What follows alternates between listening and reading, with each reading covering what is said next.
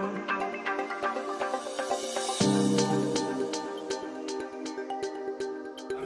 evening, everyone. I'll give you an overview of the big data infrastructure market and the trends in Europe. I cover server research at IDC as well as big data. So just to jump right into the topic, looking at adoption, you've got some figures up here about Hadoop adoption, but before I explain it in more detail, I'd like to explain in just a few sentences what we actually mean by big data, because there's a lot of confusion around it. We have a whole taxonomy for big data. So just to get it right, big data can relate to large volumes of data, but doesn't have to be just the volume. It's data that you use for any kind of insight, any value that you gain from data, and it's not just pure customer records that you may be storing somewhere, but it's data that is in some kind of progress, and it can run on any kind of architecture.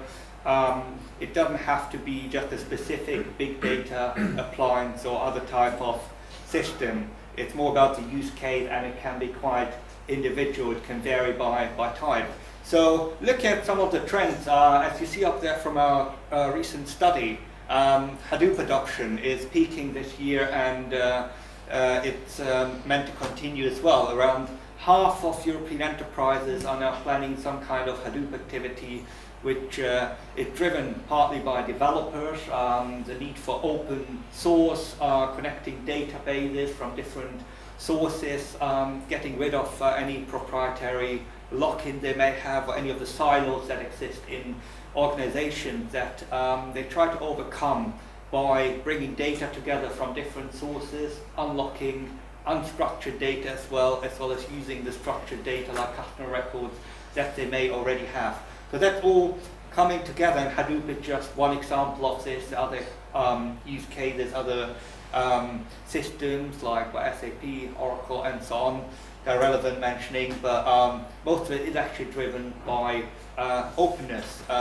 Other drivers relate to technology itself, vendors pushing it, but the major driver is actually competition, that you can no longer just ignore the trends in big data. It is a maturing topic. It's not just a nice to have on the side, and like to grow your business to have certain analytics and launch a new product. No, you have to be out there, use your data, otherwise your competitors will do that, and then new entrants coming into the market like Uber and Airbnb have shaken up existing market. That is actually happening across industries, not just finance, retail, or manufacturing. So that is already in place. It's not just a new trend, but we're getting to maturity levels, driven by other trends like ongoing cost savings through big data. So big data doesn't have to lead to any new costs. In some cases it does, but it may lead to cost savings over time, as well as security, a major aspect. As organizations across sectors look to improve IT security as well as overall security for their customers, governments improving security for citizens, and so on. So that's a major driver from the security side. So what is actually a big data workload? In the various cases, mentioned a few just a minute ago, but the most common one is improving business processes. So it could be a manufacturing process, it could be how things move around in a company or a warehouse or anywhere else. It could be how you run your IT, how you sell your product, and so on. So that can be improved by gaining insight from data, understand how customers use your resources, how your employees deal with it, and so on.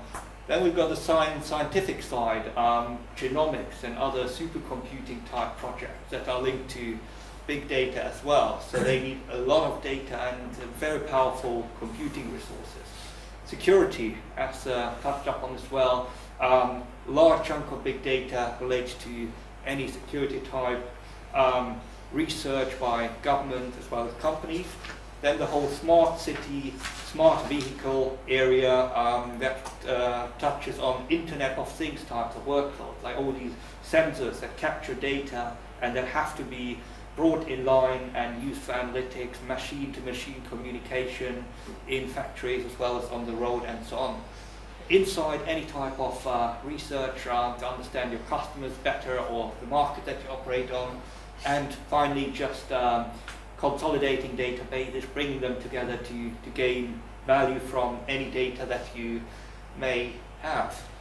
So how does it relate to the infrastructure? I mean, a lot of talk around the actual analytics, the software side, with companies like Splunk or Cloudera, Hortonworks and so on, but it has to run somewhere, so you can't ignore the infrastructure aspect that it creates. To see some figures from our latest study on big data infrastructure as well as services and software in Western Europe. So you see figures doubling there, spending on big data until 2018, doubling from this year onwards, and half of it is actually coming from the infrastructure side. It's primarily storage, as mentioned by my colleagues, Archana and Silvia, as well as server and smaller networking part as well.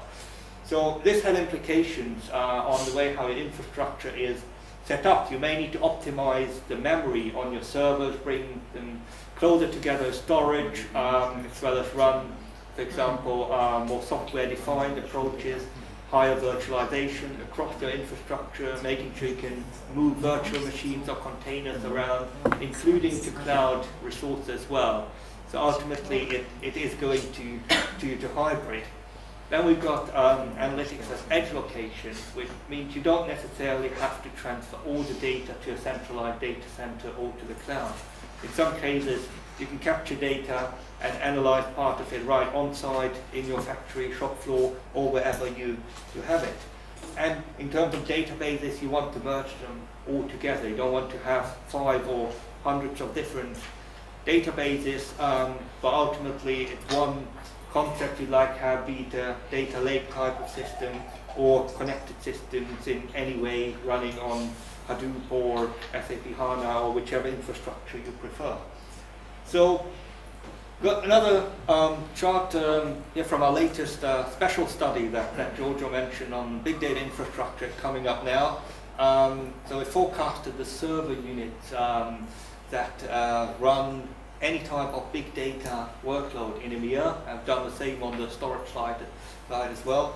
So you see here as well, quite a small percentage this year. It's only around 5% of server units, going up to 16% by 2019, while the overall volumes are only going up quite slowly, because server market is not necessarily a high growth area due to the cost associated running the servers and data centers and so on.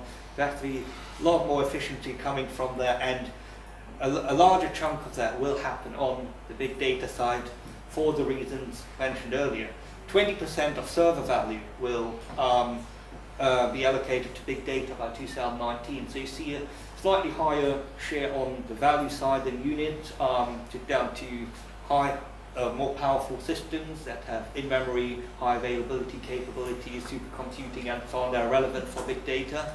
At the same time, we have standardized architectures, x86, ODMs, servers and storage devices as well. And looking at storage, 20% or 20 exabyte of new storage capacity deployed by 2019 will be related to big data. So an even larger portion than on the server side, and some of it is already actually stored somewhere. It's just not a big data workload, but still has to be unlocked. So looking at actually what it means in terms of the devices that you're offering as a vendor, you don't necessarily have to have a specific big data appliance or the most powerful machine. I mean, you see some of them here, like the Oracle, IBM machines, and so on. They are great for certain types of workloads, but there's also the other side, the more standardized approach, which is happening partly on the cloud side, but in customers' own data centers, driven by ODMs as well as OEMs, which goes towards higher density, putting more compute capacity into the racks and lowering the cost, while also increasing especially storage capacity and the overall capacity on the compute side, and how these all work together in the most efficient way possible. So there's no right or wrong answer if you should actually offer or buy any of these powerful machines. It all depends on your workload. In some cases, customers may have both. They may have the standardized x86 as well as, for example, a mainframe or other machine. So it's down to how you approach it and serve the right business need. In terms of cloud adoption, we see also strong rise, up to 34% by 2019 in terms of the big data compute resources, up from 13% this year. So big data started out mainly on premises for reasons of keeping customer data on premises. That is understandable, which is more the case in Europe than in the US, for example.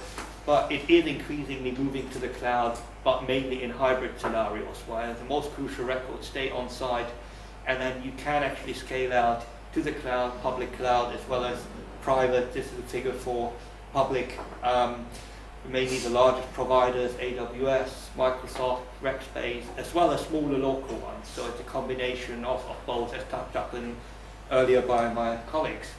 So what does it mean in terms of well, the advice we can give you as a vendor for your offering? So it's important you look at who your customer is. I mean, he may have different sorts. He may not just think about Dell or HP or IBM as the first vendor of contact. He may have various channel partners involved in between. He may start with a distributor or company like T-Systems or Cancom or Accenture and so on. Just examples of who the local or regional partner may be. And you have to make sure you get them involved. You build those partnerships and get them right. Because if you get them wrong, you may just be one of several vendors that are in their portfolio and you may not stand out.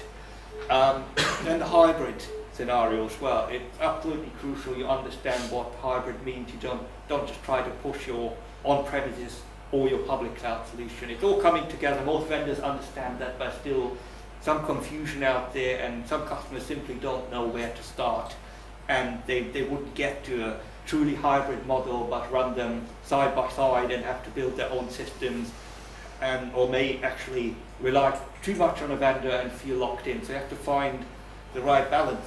And thirdly, security. I mean, it's one of the most crucial aspects overall, topping CIO's agendas in most of our surveys. So that is a major topic, especially on big data, because data is very valuable. There's a lot of value to be gained from any data, also by criminals, hackers, and so on. So make sure it doesn't happen. Customers actually perceive your solution as secure, even if it means additional resources that may not be required for compliance reasons. Sometimes it's necessary to have some data in the country or on premises, while at the same time you want to expand into the cloud and build a truly integrated and hybrid solution for which you may need partners, not just those that are pointed out, but also technology partners on the hardware and software side, and also the major cloud providers like AWS and Microsoft.